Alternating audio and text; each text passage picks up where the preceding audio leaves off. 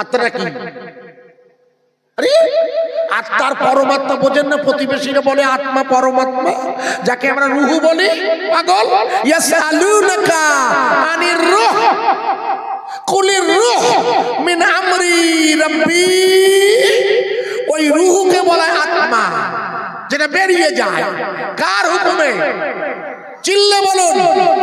রুহু বেরিয়ে যায় কার হুকুমে? কোন ব্যক্তির হুকুমে নয়। এই জন্যে এই আত্মা যেখানে গিয়ে থাকে সেটা আমি এখন আলোচনা আনছি না, আমার প্রয়োজন নেই আজ। এই পৃথিবীতে এই পর্যন্ত যত মহামানব মনীষী জন্ম নিয়েছে, ওই রকম মনীষীর মধ্যে উনি 100 জনকে বেছে নিয়েছেন। কারণ এই আত্মাগুলো পৃথিবীর সেরা বলে উনি মনে করেছেন। আমি কি বোঝাতে পারছি? ওনার কাছে মনে হয়েছে এই আত্মা, এই ব্যক্তিত্বটাই ওনার মনে হয়েছে, এবং উনি লিস্ট দিয়েছেন। লিখুন, আল্লাহর শুকরিয়া বড়ই পাড়ার আব্বাস ভাইজানেরা, অধ্যাপক মাইকেল হাটের ওই 100 হাটের 100 যে ধর্মগুরু তথা নবী রসুল এঞ্জেল মেসেঞ্জারের নামের তালিকা আছে, এই খ্রিস্টান ধর্মের ধর্মগুরু অধ্যাপক মাইকেল হাট ওই বইয়ে আল্লাহর নবীর নামটা 1 নম্বরে লিখে দিয়েছে। নারায়ে তাকবীর দিয়েছে, নারায়ে তাকবীর। 1 নম্বরে যখন উনি নামটা লিখেছেন, ভালো করে শুনবেন, ওনার কলেজের প্রফেসররা, সঙ্গীরা, যেমন মাঝদিয়ায় কলেজ আছে, কলেজের প্রফেসররা বলছেন, স্যার আপনি করলেন কি, করছেন কি? আপনি নিজে তো খ্রিস্টান, আপনার খ্রিস্টানের হিসাবেই জিসাস ক্রাইস্ট, যিশু খ্রিস্ট, বা যার বর্তমান নাম সবাই জানেন ঈসা রুহুল্লাহ, আপনি যে ধর্মের অনুসরণ করেন সেই ধর্মের গুরুদেবের নামটা আপনি 1 নম্বরে বলে, আমার কিছু করার নাই, আমি কোনো অবস্থাতেই ওনাকে 1 নম্বরে বসাতে পারছি না। কেন বসাবেন? উনি বললেন, উনি তখন আসমানে অপেক্ষা করছেন। সবাই জানেন ইংরেজিতে একটা বই বেরিয়েছে, বইটার নাম হলো, সবাই জানেন, না জানলে মুখস্থ করুন, বইটার নাম হলো জেসাস হ্যাজ কাম, যিশু আবার ফিরে আসছে। আর আমরা জানি যিশু নয়, ঈসা রুহুল্লাহ ফিরে আসবে। ঈসা রুহুল্লাহ ফিরে আসবে না। উনি আছেন কোথায় এখন? উনি আসমানে আছেন, উনি আসমানে অপেক্ষা করছেন, উনি আসবেন পৃথিবীতে আল্লাহ রসুলের উম্মতে মুহাম্মাদির নামের তালিকায় নাম লিখিয়ে। কারণ এখন উনি আর নবী নন, বোঝা যাচ্ছে কি? হ্যাঁ না বলুন। ঈসা রুহুল্লাহ বা জিসাস ক্রাইস্ট বা যিশু খ্রিস্ট, উনি এখন আর নবী নেই, ওনার মৃত্যু হয়নি। উনি ঈসা রুহুল্লাহ আসমানে অপেক্ষা করছেন, আবার এই পৃথিবীতে ফিরে আসবেন। সে ঈসা রুহুল্লাহ বলেছেন তার শিষ্যদের, কি বলেছেন? কোরআনের ভাষা, ওয়াইজ ক্বালা ঈসা ইবনে মারইয়াম, মরিয়ামের ছেলে ঈসা রুহুল্লাহ বললে, মিন বাদিহি, আমার পরে একজন নবী আসবে, নাম হলো তার ইসমুহু আহমদ। যেহেতু আমার পরে আরো একজন নবী আসবেন, সেই নবীর উম্মত হিসাবে আল্লাহ পাক ওনাকে মনে করে সিরিয়ার রাজধানী দামাশকাসের মসজিদে 2 জন ফেরেশতার কাঁধে ভর দিয়ে নামিয়ে দেবে। জোরে বলুন, আরে নারায়ে তাকবীর দিয়েছে, বা নারায়ে তাকবীর। আমার কথা বোঝা যাচ্ছে? হ্যাঁ না বলুন। উনি বললেন, আমি এই জন্য ওনার নামটা এক নম্বরে করতে বাধ্য হলাম মুহাম্মাদুর রাসূলুল্লাহ সাল্লাল্লাহু আলাইহি ওয়াসাল্লাম। ভালো করে শুনতে থাকুন। আদম আলাইহিস সালাতু ওয়াস সালাম বলেছেন। আদম আলাইহিস সালাম কে? শুধু আমাদের নয়, না না, হ্যাঁ সবার, ঠিক বলেছেন। কেন? বেদ, পুরাণ, গীতা, বাইবেল সব ধর্মের অনুসারীরা আদম নবীকে তাদের আদি পিতা হিসাবে স্বীকার করেছেন। সব ধর্মের গুরুরা বেদ বলে দিয়েছে আদামা নামা রাহিনা ওং নমস্তাশায় নামা নামা। ওই আদমের নমস্কার জানাই যিনি পৃথিবীর প্রথম প্রতিনিধি, আদম আলাইহিস সালাম। আল্লাহর নবী আদম বললে, ওগো আমার ছেলে শীষ, তুমি আমার কাছে শোনো। আল্লাহ যখন আমাকে নিজের কুদরতি হাতে মাটি দিয়ে বানিয়েছে, আমি আদম বানানোর আমার শরীরে আল্লাহর তরফ থেকে রূহটা বসানোর অনেক আগে মুহাম্মাদুর রাসূলুল্লাহর জন্ম হয়েছে। কথা বোঝা যাচ্ছে? ভালো করে ওয়াজ বুঝবেন। এরা আব্বাস ভাইরা শুনতে চেয়েছেন। রাসূল পাক সাল্লাল্লাহু আলাইহি সালাতু ওয়াস সালাম আদম নবীর সৃষ্টির হাজারো হাজারো বছর আগে, 12,000-এরও বেশি বছর আগে, 12,000,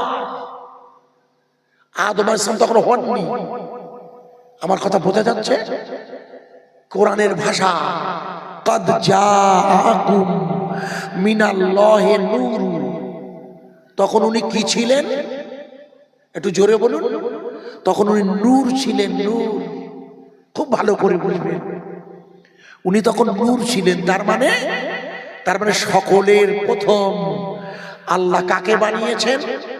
আউয়ালু মা খলাকাল্লাহু আউয়ালু খলাকাল্লাহু মিন নূরি। আল্লাহ রাসূল বলে, আল্লাহ সর্বপ্রথম হয়ে যাবে তোমাদের নবীর নূর বানিয়েছে। নূর নূর নূর আছে, নূর নূর নূর আছে, নূর এসেছে, তারি নূরি চারিদিকে আলো হয়েছে। আয় আয় কি দেখবি নূরেরই মালা, মা আমিনার কোলে দুলি কামিলিওয়ালা। জোরে বলা যাবে না, আর একটু জোরে বলা যাবে না। আল্লাহ রাসূল পৃথিবীর জমিনে, আল্লাহর রাসূল পৃথিবীর জমিনে আগমনের অনেক অনেক হাজার বছর আগে বুখারীতে বর্ণনা এসেছে।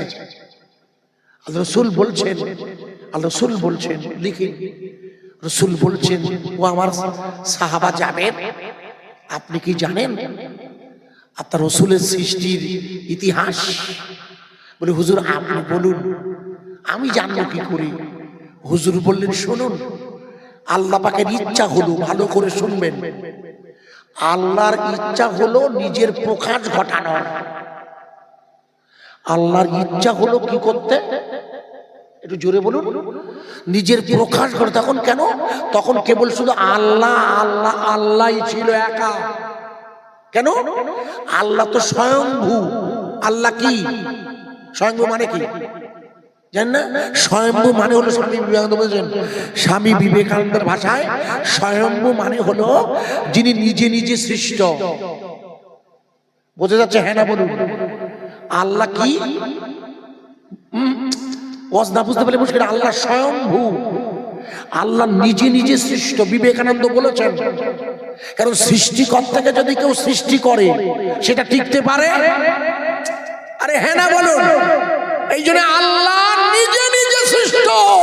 আর এইখানে আল্লাহর কোনো ধ্বংস হয় না। আল্লাহু লা ইলাহা ইল্লা হুয়াল হাইয়ুল কাইয়ুম। জোরে বলুন। মরণ হয় নারায়ে তাকবীর পরে দেবেন। শুনতে দেখুন, বারবার নারায়ে তাকবীর দিলে আমার বায়ানের সমস্যা হতে পারে, ভুল বুঝবেন না। কারণ নারায়ে তাকবীর দিলে তার উত্তর দিতে হয় তাকবীর দিয়ে। এই জন্য আজান শুনলে জবাব দেওয়া ওয়াজিব হয়ে আছে। এই কারণে আল্লাহু আকবার মসজিদে হলে আপনি যেখানেই থাকুন আল্লাহু আকবার বলতে হবে। আমার কথা বোঝা যাচ্ছে কি? এই জন্য আপনার বারবার প্লিজ নারায়ে তাকবীর দেবেন না। যদিও নারায়ে তাকবীর দিলে বক্তারা খুশি হয় খুব, কিন্তু আমি এই মুহূর্তে যেহেতু বায়ানটা বোঝাতে হবে একটা সময়ের মধ্যে, আমি ওদের বড় একটা ওরা বিষয় দিয়েছে। বিষয়টা হচ্ছে আল্লাহ রসুলের জন্ম থেকে মৃত্যু পর্যন্ত, যেটা 1000 বক্তা এলেও সম্ভব নয়। আমার উপরে দায়িত্ব দিয়েছে, আমি তাই প্রথম থেকে চেষ্টা করছি রসুলের জন্মের ইতিহাস দিয়ে শুরু করার। আর এর জন্য পৃথিবীর ইতিহাসটা সেই সাথে আপনাকে বোঝাচ্ছি, তাহলে বোঝা যাবে না।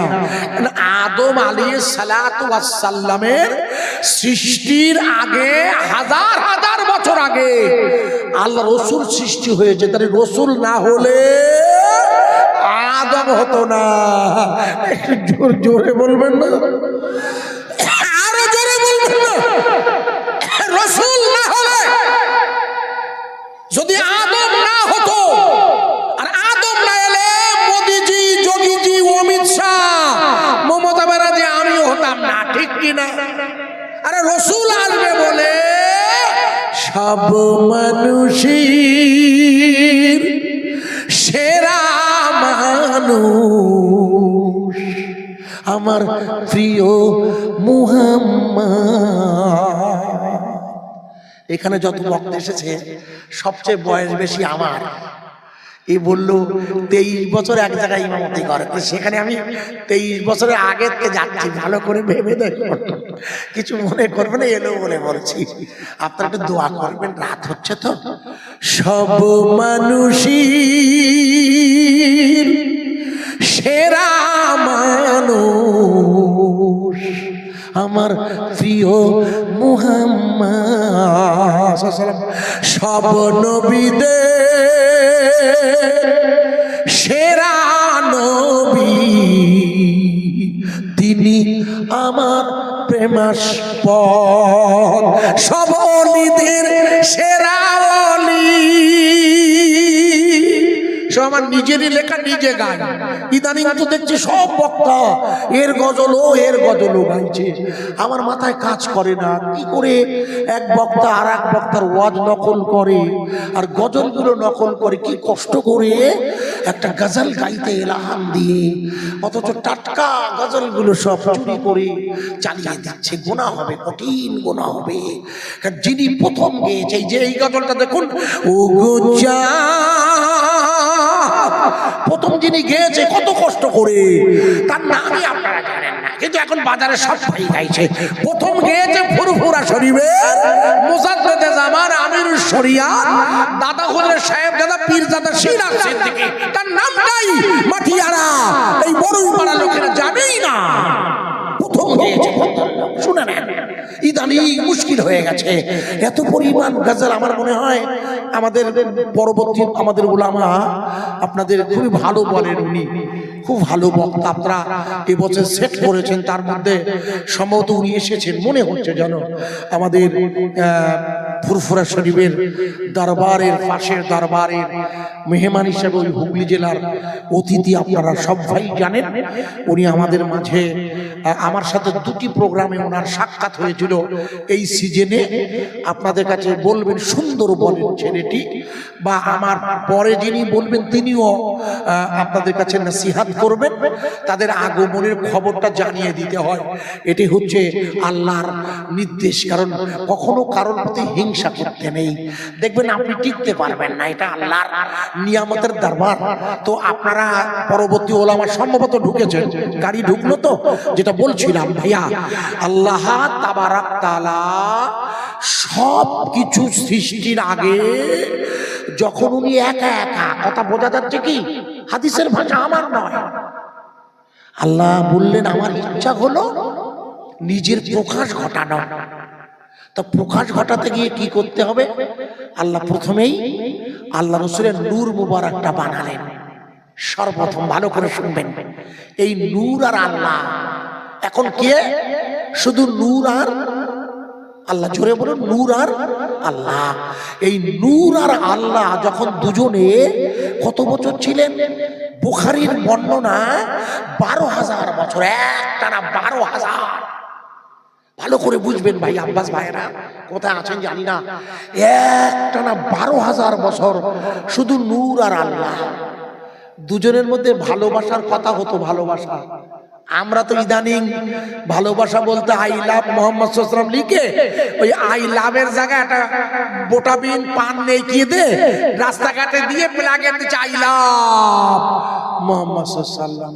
ও বেটা, ও তো 2 টাকার সেই ভালোবাসার লজেন্স রে পাগলা, যেটা এখন বাজারে চলছে সেই ছবি দিয়ে চারিদিকে ছাড়ছে। এরা ভুল বুঝবেন না, এ ভালোবাসা আলাদা।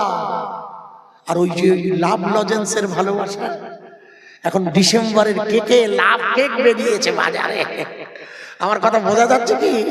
আর ওই ভালোবাসা আলাদা। আল্লাহ বললেন আমার নবীর সাথে আমার এত ভালোবাসা হয়ে গেল, আমার বড্ড ইচ্ছা হলো আমি আমার নূরের সাথে একটানা 12,000 বছর কথা বলতাম।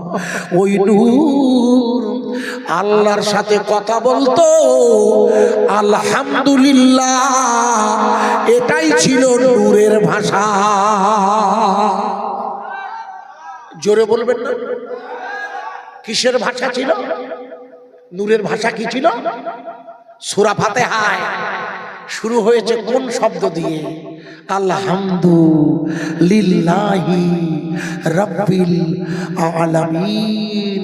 এর বাংলা মানে হলো সকল প্রশংসার যোগ্যকে, সকল আলহামদুলিল্লাহি রাব্বিল আলামিন এই পৃথিবীর একমাত্র প্রশংসার যোগ্যতা রাখে আল্লাহ।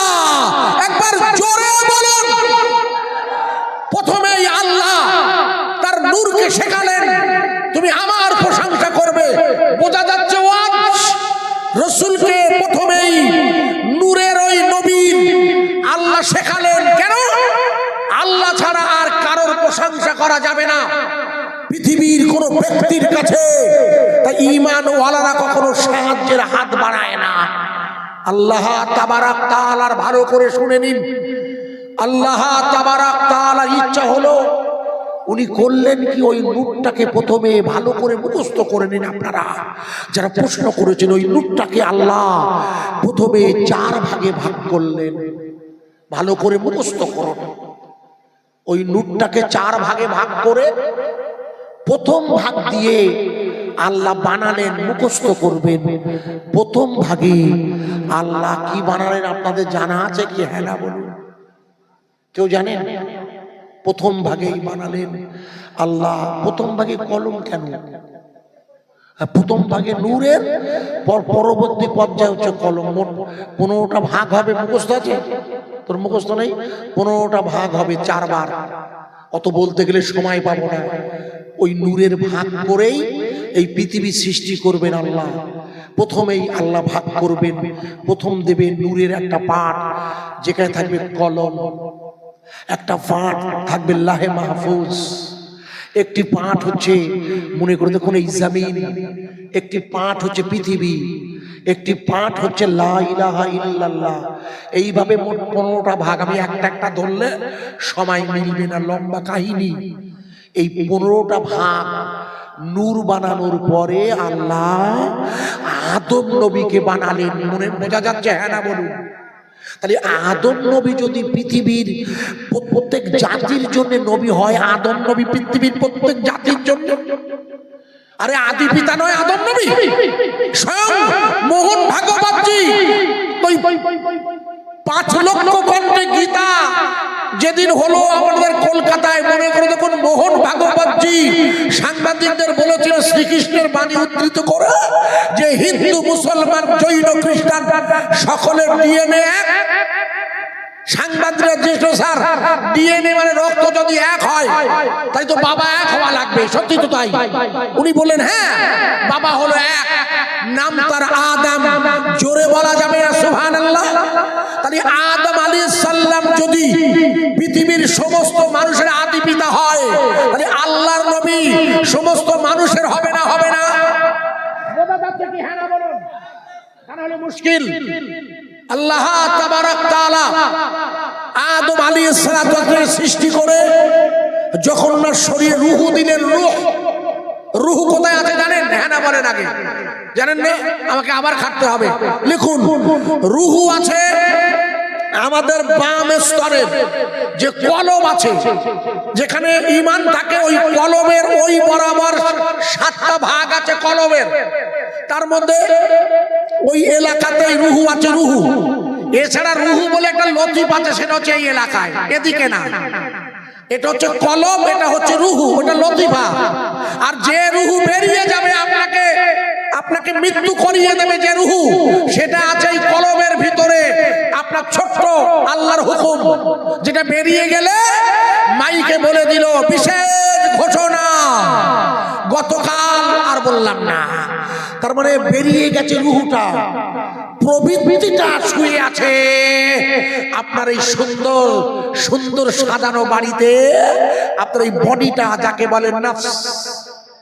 আদম নবীর বানানো হলো, উনি রূহু পেলেন যেই, হাঁচি উঠলো সেই, জোরে বলা যাবে না সুবহানাল্লাহ? যেই হাঁচি উঠলো, উনি কি বললেন আপনাদের জানা আছে কিনা জানি না। উনি কি বলেন? হাঁচি উঠলে কি বলতে হয়? আর উত্তর ওই কি বলতে হয়? উত্তরটা ইয়ারহামুকুমুল্লাহ। যেই হাসি ওঠে মুখ ধরে আলহামদুলিল্লাহ। কেন? হাসি হলো আদম নবীর সৃষ্টির প্রথম নমুনা। উনি হাসি দিয়েছিলেন। আর এই হাসি দিলে কি হয়? হাসি মানে হাসি না বলো, আবার হাসি মনে করো না। এখন ঠান্ডার সময় বাচ্চাদের সর্দি লাগছে, হাসি হচ্ছে হাসি। এই হাসি যেই দিয়েছেন উনি, দিয়েই যেই রূহ ফিরে পেয়েছে, তাকিয়ে দেখে আরশে মুআল্লা। আরে আরশে মুআল্লা, ওটা কার নাম? উনি লক্ষ্য করে দেখে লেখা আছে লা ইলাহা ইল্লাল্লাহু মুহাম্মাদুর রাসূলুল্লাহ। জোরে বলবেন না সুবহানাল্লাহ? লা ইলাহা ইল্লাল্লাহ মুহাম্মাদ, এটাও কিন্তু নূর। 15টা ভাগের একটা ভাগ, ওটা নূর। উনি দেখে অবাক হলেন, এত জল জল করছে। মনে করে দেখুন, উনি বললেন আল্লাহ এটা কি? সবাই দেখছে, দেখছি। আল্লাহ বললে আদম এটা হলো আমার হাবিবের নূর। বলে আল্লাহ আপনি ওটাকে আমায় একটু দেখাবেন না?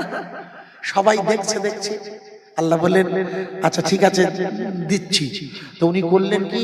আরশে আজিমের রসুলের নাম মুবারকের নূরটা আদম নবীর পিঠে বসিয়ে দিলেন। মনে করে দেখুন, আদম নবীর পিঠের দিকে ফেরেশতারা দেখছেন দলে দলে, লাইন দিয়ে যখন দেখছে। আদম নবী বলছে আল্লাহ আপনি আমাকে বানালেন এদিকে না দেখে সব পিছন দিকে দেখে কেন? বলে পিছনে আমি তোমার রসুলের নূর ফিট করে দিয়েছি, তোমার বংশের সেরা সন্তান হবে, ওনার নূর ফিট করে দিয়েছি। বলে আল্লাহ তাহলে আমি পিছন দিকে দেখবো কি করে? আপনি সামনে আনান। মনে করে দেখুন, ওই নূরটা এখান থেকে সামনে আনা হলো। নূর মুবারকটা আদম নবী দেখছেন, আল্লাহর হুকুমে ওই নূর ওনার ললাটে রাখা হলো। ভালো করে বুঝবেন, স্বামী বিবেকানন্দ লিখেছেন, এখানটাতে লিখে নিন। মধ্যপ্রাচ্যের আকাশে একটা উজ্জ্বল জ্যোতি এসেছে।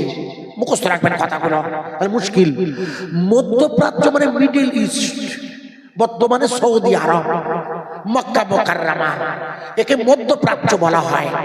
উনি বলেছেন মধ্যপ্রাচ্যের আকাশে একটা উজ্জ্বল জ্যোতি এসে, জ্যোতি মানে তারা, জ্যোতি এসেছে। যে জ্যোতিটা হলো মুহাম্মাদুর রাসূলুল্লাহ। একটু জোরে বলবেন না? আরো জোরে বলবেন না? আল্লাহর নবীর মা সবাই জানেন নামটা। আল্লাহর নবীর মা জোহরা।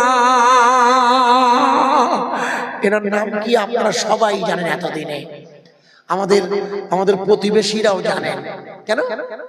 প্রতিবেশীদের ধর্মগ্রন্থে এনার নাম আছে, না থাকলে তো কমপ্লিট হবে না, বোঝা যাচ্ছে না? আমার রসুলের নাম যদি ওখানে না থাকে, আমি নামগুলো পড়ছি দেখুন, এত ইসমিন্নান্তারে মিলেস আচার্যেন সামান্নিতাং মুহাম্মদ ইতি খ্যাতাং, এখানে রসুলের নাম আছে। আবার পড়ছি, আরো আছে কিন্তু আমি লাইন পড়ি না, দুটো লাইন পড়লাম। এত ইসমিন্নান্তারে মিলেস আচার্যেন সামান্নিতাং মুহাম্মদ ইতি খ্যাতাং শিষ্য শাখা সামান্নিতাং নিরিপশ্চৈব মহাদেবং মরুস্থল নিবাসিনাম। ইনি জন্ম নেবেন মরুভূমিতে, উনি জন্ম নেবেন যে জায়গাটি সেটা হবে মরুভূমি। আর সবাই জানেন যে মরুভূমিতে রসুল জন্ম নেবে সেটা হবে পৃথিবীর মাঝখান। আর এটা এতদিনে আপনারা জেনেছেন, আমেরিকার বিখ্যাত মহাকাশের বিজ্ঞানী, মহাকাশ বিজ্ঞানী সুনিতা রানী উইলিয়ামস যখন মহাকাশ যাত্রা করেছিল, মনে করে দেখুন, উনি মহাকাশে যাবার পথে আকাশে দুটো তারা দেখেছিলেন। তারা, ওই প্রথম তারাটা দূরবীন দিয়ে, অনুবীক্ষণ যন্ত্র দিয়ে ওনার সঙ্গীরা দেখে বললে, আমরা সবাই এই তারার ভিতর দিয়ে মক্কার কাবা দেখছি। একবার জোরে বলুন।